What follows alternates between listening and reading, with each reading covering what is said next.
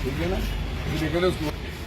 कह सकता हूँ कि दिल दहलाने वाला वो सीन है, और इतनी बुरी हालत उन लोगों की हुई है। अभी तक उनका मैं नहीं समझता कि प्रॉपर कोई इंतजाम है।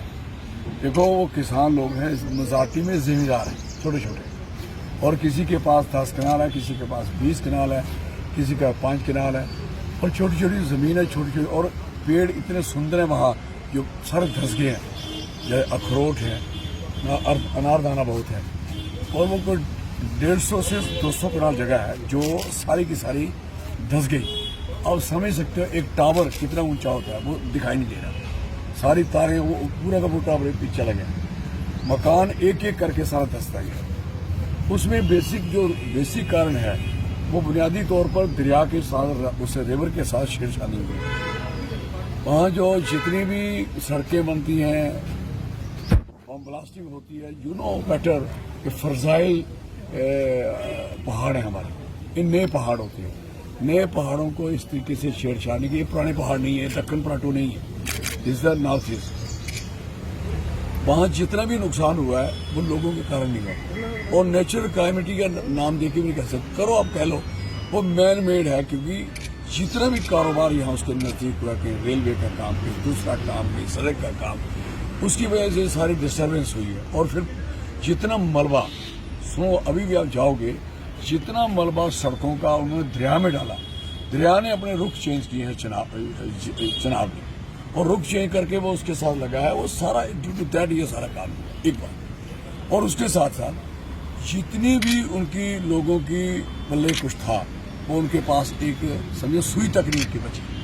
जब सारा मकान ही चला गया, मकान दिखाई नहीं दे रहा, और शुक्र करो ये जो हादसा हुआ डे टाइम, अगर ये हादसा रात को होता तो आपको एक आदमी शिकायत करने के काबिल नहीं रहता, और डे टाइम हुआ, और उसने टाइम भी दिया, ऐसे से चल रहा था, गिर रहा था, तो लोग अपने जानवर लेके भाग रहे थे, निकाल रहे थे, और वो अपना कुछ नहीं निकाल पाए। ऐसी हालत थी।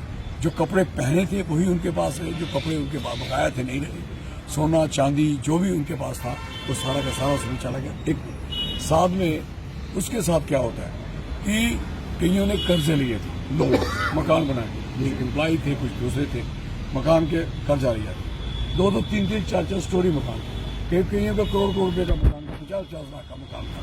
और कई ऐसे बच्चे वहाँ मिला जिन्होंने कर्जा लिया था, लोन लिया था, दुकान चलाई थी वहाँ। अब उनकी किस्तें कौन देगा, उनका कारोबार कौन देखेगा। अब सवाल है कि उनकी जो तकलीफ है, उनकी जो मांग है, वो बड़ी क्लियर है, साफ सुथरी है, कि 150-200 कनाल जमीन सरकार के लिए बहुत बड़ा काम नहीं है, और सरकार को 150-200 कनाल जमीन इमीडिएट वो उन लोगों को अलॉट कर देनी चाहिए, जितनी जिसकी जमीन गई है उसको उसकी जमीन दीजिए। जो कर्जे लिए हैं उनके लोन माफ किए जाएं, और उसके साथ जो उनको इमीडिएट पैसे कम से कम भी 10-10 लाख रुपए अपने मकान स्टार्ट करें। इतने रहन सहन, इतने सुंदर लोग, और मेरी आंखों में पानी आ गया अभी भी मैं जब सोचता हूँ, जब औरतों ने, लड़कियों ने, जो शादीशुदा, उन्होंने अपनी चुन्नी उतारी तो मुझे दे दी। आप समझते हो, जब हमारे पहले लोग करते थे कि अब हमारा सिर नंगा हो गया, और दूसरे नंबर पगड़ी उठाते थे देते, और जब उन्होंने ऐसा किया तो मुझे बड़ा रोना आया, और रो रहे थे टोटली सारा परिवार, छोटे बच्चे से लेकर बड़े बच्चे, और इमीडिएट उनके पास ये हो गया, हमारे पास है कुछ नहीं, खत्म हो गया। तो कहने का मकसद है सरकार को प्रायोरिटी जिस तरीके से लेनी चाहिए। हाँ, सरकार उसके लिए मैं देखा वो लगे थे, हॉर्टिकल्चर वाले, एग्रीकल्चर वाले, अपने कितनी जमीन, कितना वो है वो लगे हुए थे। मेरा कहने का मकसद है, ये कहानियां और फाइलें कई बार पहले भी बनी हैं, और इस दौर जो पिछला गुजरा है, मैं दलवास की बात करता हूँ, अभी तक उनको कुछ नहीं मिला है। अभी तक जो गांव अडॉप्ट किया था सदल का, हमारे कंसर्निंग पीएमओ जो मंत्री बैठे, पूछो अभी तक वो लोग वहाँ उधमपुर में हाल में टीन के शेड में पड़े हुए हैं, और 126 नफर हैं, और तरफ से उनको जो जमीन लाट अभी तक उनको दी नहीं है। तो ये हो गया हाल सदल का पूरे 5 साल पहला।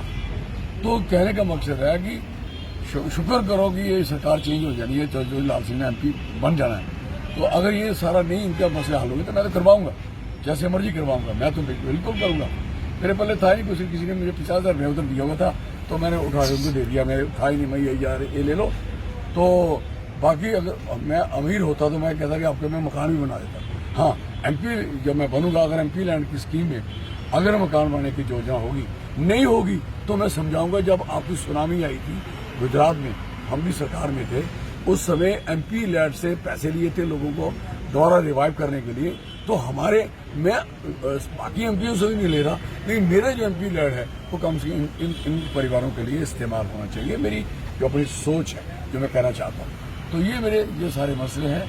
और सरकार में डिवीजन कमीशन साहब से बात करी, मैंने वहाँ प्रिंसिपल सेक्रेटरी हैं एलजी साहब के, मंदिर उनसे बात करी।